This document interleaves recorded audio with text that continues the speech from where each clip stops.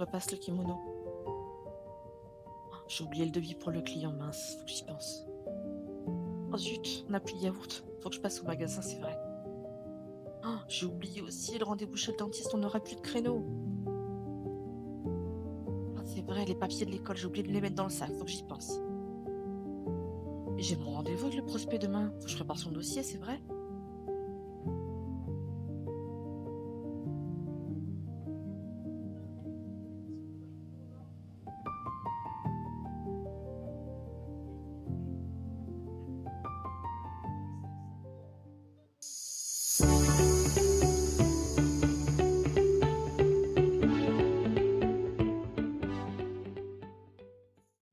Bonjour et bienvenue dans ce nouvel épisode. Si c'est la première fois que tu m'écoutes, moi, c'est Virginie. Je suis maman de 3 enfants et multi-entrepreneur. Donc autant te dire que le manque de temps, je sais ce que c'est. Ici, on parle d'organisation, mais d'organisation réaliste. Pas de promesses en l'air, pas de pratiques farfelues, seulement du concret. Pour débuter cet épisode, j'aimerais que tu fermes les yeux un instant, ou simplement que tu ralentisses, et imagine une petite scène. Il est 7h15. Tu ouvres les yeux. La maison est encore silencieuse, mais plus pour très longtemps. Ton corps est là, dans le lit, mais ton esprit, lui, a déjà pris de l'avance. Il est déjà dans la journée. Tu n'as encore rien fait, et pourtant, tu ressens déjà une forme de tension douce. Pas violente, pas spectaculaire, mais bien présente. Comme un léger poids posé là, quelque part, entre ta poitrine et ta tête. Tu penses à ce qu'il y a à faire. Pas forcément de manière claire. Pas comme une liste bien rangée, non. Plutôt comme une succession d'images floues. Un rendez-vous, un message auquel tu dois répondre, un truc à ne pas oublier, quelque chose que tu aurais dû faire. Et puis, cette pensée presque automatique, il faut que je m'organise mieux aujourd'hui. Tu te lèves avec cette intention. Et pendant quelques minutes, tu y crois. Tu n'as encore rien fait et pourtant tu es déjà fatigué. Maintenant, la journée commence, et très vite tout s'enchaîne. Elle ne t'appartient plus complètement. Il y a des demandes, des imprévus, des micro-décisions à prendre en permanence. Tu ajustes, tu t'adaptes, tu gères, tu fais ce que tu peux. Ton cerveau commence à ouvrir des onglets, un, puis deux, puis 10, sans jamais en fermer un seul. Mais le soir, quand tout ralentit enfin, il reste quelque chose. Tu ressens comme un décalage, une sensation un peu étrange. Tu as fait beaucoup aujourd'hui, mais tu n'as pas l'impression d'avoir avancé. Et c'est là que la phrase arrive, sans bruit, presque comme une évidence. Je suis désorganisée. Aujourd'hui, j'ai envie de te dire quelque chose de profondément important. Quelque chose qui va peut-être te faire lever les yeux ou te faire respirer un peu différemment. Et si c'était pas ça? Et si le problème n'était pas ton organisation, mais au contraire la quantité de choses que tu portes? Dans cet épisode, on va pas juste comprendre ça, on va le ressentir, on va le décortiquer, et on va surtout faire la bascule pour t'en libérer. Le jour où tu t'es trompé de diagnostic. Je vais te raconter une histoire. C'est peut-être la tienne, peut-être que tu vas te reconnaître. Claire se lève tous les matins avec de bonnes intentions. Elle veut bien faire, toujours. Elle a même essayé de s'organiser. Elle a acheté un agenda, des carnets, elle a téléchargé une appli, elle a fait des listes, beaucoup de listes. Au début, ça lui donne de l'espoir. Elle se dit que ça y est, cette fois ça va marcher. Mais très vite, la réalité revient, elle la rattrape. Les listes s'allongent, les imprévus arrivent, le temps manque. Et Claire se retrouve avec des cases remplies, des tâches reportées et toujours une sensation d'échec. Un soir, elle regarde sa journée. Elle a géré, elle a anticipé, elle a organisé, elle a aidé, elle a répondu, elle a ajusté. Mais elle n'a pas terminé ce qu'elle avait prévu. Alors elle se dit que vraiment, elle doit vraiment être nulle en organisation. Mais laisse-moi te dire quelque chose. Claire, en fait, elle n'est pas désorganisée. Elle est saturée. Et ce qui est difficile à entendre, c'est que personne ne lui a jamais appris à faire la différence. Il y a un moment très précis dans la vie de beaucoup de femmes où quelque chose se met en place. C'est pas un événement spectaculaire, c'est plutôt une accumulation. des responsabilités qui arrivent progressivement, des rôles qui s'ajoutent, des attentes qui s'installent.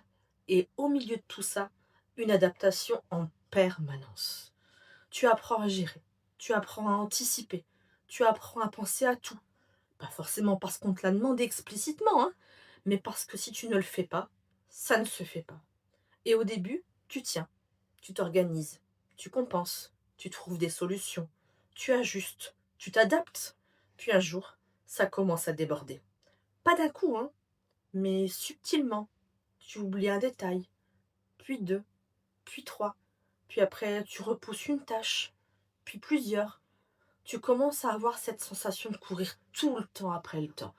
Et c'est là que tu fais un raccourci. Le raccourci, il est facile, il est logique, mais il est faux. Tu te dis, je dois mieux m'organiser. Ce qui est intéressant, c'est que cette conclusion, personne ne la remet en question. Elle semble évidente. Elle est même encouragée d'ailleurs. Alors tu fais ce qu'il faut. Tu prends un agenda, tu fais des listes, tu testes des méthodes, parfois pas très logiques, hein. Tu mets en place des systèmes. Et pourtant, malgré tous tes efforts, la sensation ne disparaît pas. Pire, parfois, elle s'amplifie. Parce que maintenant, en plus de ce que tu dois faire, tu dois aussi bien t'organiser. Et là, quelque chose d'important se joue. Tu ne remets plus en question le volume. Tu te remets en question toi. Tu ne te dis pas c'est trop. Tu te dis je ne suis pas assez. Et c'est là que le diagnostic est posé. Mais c'est le mauvais. Ce que personne ne t'a expliqué. Il y a une réalité extrêmement simple et pourtant totalement ignorée. Ta vie fonctionne comme un système. Un système avec des entrées, mais aussi une capacité. Chaque chose que tu fais, chaque chose que tu penses, que tu gères, prend de la place dans ce système. Le problème, c'est qu'on t'a appris à optimiser le système, mais jamais à en questionner la charge maximale. Imagine une journée classique. Pas une journée exceptionnelle, hein, juste une journée normale. Tu dois gérer ton travail, répondre à des messages, anticiper des besoins, penser au repas, organiser ce qui vient après, ne rien oublier d'important, gérer les imprévus, mais en parallèle aussi, rester disponible, être agréable, prendre soin de toi, faire de ton mieux. Mais rien que tout ça, c'est déjà énorme. Mais attends, c'est pas tout. Parce qu'en arrière-plan, il y a encore autre chose. Quelque chose de plus diffus. Tu penses en permanence. Tu penses à ce qui manque, à ce qui arrive, à ce qui pourrait poser problème. Tu fais des liens, tu anticipes des scénarios, tu ajustes ces décisions. Et ça ne s'arrête jamais. Même quand tu es assise, même quand tu ne fais rien, ton système tourne. Alors forcément, à un moment donné, ça déborde. Et là où c'est injuste, c'est quand on te regarde, on te dit, ben, organise-toi mieux, améliore-toi. Alors que le problème, c'est pas toi, c'est que ton système, il est plein. Mais il y a une question que personne ne t'a jamais posée.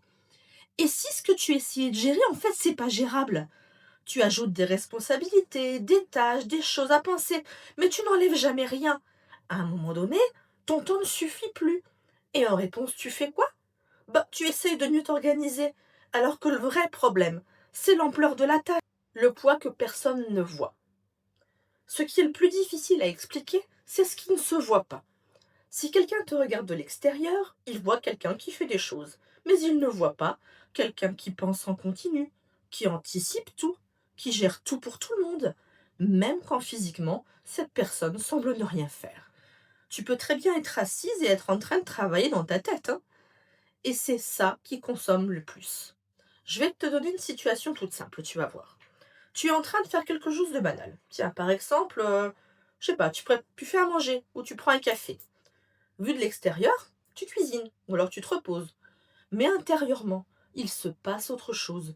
Tu réfléchis à ce que tu fais, tu vérifies que tu n'oublies rien, tu penses à demain, tu anticipes un manque, tu te rappelles quelque chose à faire après. Tu n'es jamais vraiment en pause. Et parfois même, tu gères en même temps une émotion, de la fatigue, de l'agacement, de la pression, tout ça en même temps. Et personne ne le voit, personne ne le compte, personne ne le reconnaît vraiment. Mais ton cerveau, lui, il le vit et il s'épuise. C'est pour ça que parfois tu peux être fatigué sans avoir fait grand-chose, parce que tu as porté, et porter, ça use. Le moment où tout devient flou, il y a un moment particulier dans la surcharge, un moment où ce n'est plus juste beaucoup. C'est un moment où tout devient flou, où tout devient trop. Ce changement, il n'est pas visible, il n'est pas spectaculaire. C'est juste le moment où tu n'as plus d'espace. Plus d'espace pour réfléchir calmement, plus d'espace pour prioriser ou même pour respirer. Tu ne sais plus vraiment par où commencer. Tu passes d'une chose à l'autre, tu ouvres sans fermer, tu commences sans terminer. Ça peut même donner l'impression que tu es dispersé de l'extérieur. Mais en réalité, tu es saturé. Tout devient plus difficile. Même les petites choses. Ton cerveau n'arrive plus à hiérarchiser. Pas parce qu'il ne sait pas, mais parce qu'il n'a plus d'espace pour le faire. C'est comme essayer de ranger une pièce alors qu'elle est déjà remplie du sol au plafond. Tu peux déplacer des objets, mais jamais tu ne pourras créer de l'ordre. Et ça, c'est extrêmement important à comprendre. Parce que tant que tu penses que le problème, c'est ton organisation, tu cherches au mauvais endroit. Et en plus, c'est le moment où tu te juges le plus. Le piège des efforts en plus. Quand tu sens que ça ne va pas, tu fais ce que tu sais faire de mieux. Tu fais des efforts. Tu essayes d'être plus rigoureuse, plus disciplinée, plus efficace. Mais sans t'en rendre compte, tu rajoutes encore une couche de pression, une couche de surcharge, une couche d'exigence. C'est comme si tu essayais de courir plus vite avec un sac de plus en plus lourd. Et ton système déjà plein déborde encore plus.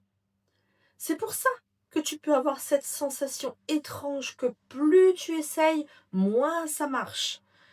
Pas parce que tu fais mal, mais parce que tu fais trop dans un système déjà saturé. Le vrai changement. Le vrai changement commence ici. Pas quand tu fais mieux, pas quand tu vois autrement. Tu réalises que le problème, ce n'est pas toi. Le problème, c'est la charge. Et à partir de là, je te propose qu'on fasse quelque chose de différent. On va pas améliorer ton organisation. On va alléger ta vie. Vas-y, mets sur pause et réfléchis. Tu peux commencer à enlever tout de suite. Pas tout, pas d'un coup, mais consciemment. Tu regardes ta journée et tu te poses une question. Nouvelle, innovatrice pour toi. Qu'est-ce qui n'est pas indispensable? Et cette question, elle change tout. Pas parce qu'elle t'autorise à te relâcher. Non, tu simplifies, tu répètes, tu allèges, tu acceptes que tout ne soit pas parfait. Et petit à petit, quelque chose se passe. De l'espace revient. Un peu, puis un peu plus. Et avec cet espace reviennent la clarté, l'énergie, la capacité de choisir. Revenir à soi. Quand tu n'es plus en surcharge permanente, tu redeviens quelqu'un que tu reconnais. Tu n'es plus juste en train de gérer, tu es présente. Tu peux réfléchir sans urgence, décider sans pression, respirer sans culpabilité.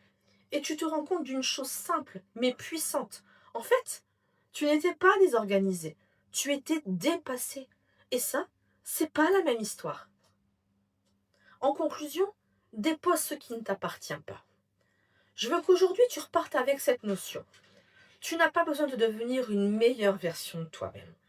Tu as besoin de vivre une version plus légère de ta vie. Et ça commence ici. Aujourd'hui, ne change pas tout. Enlève une seule chose et observe. Une seule charge, une seule attente, une seule pression. Parfois, le vrai changement, ce n'est pas ce que tu ajoutes.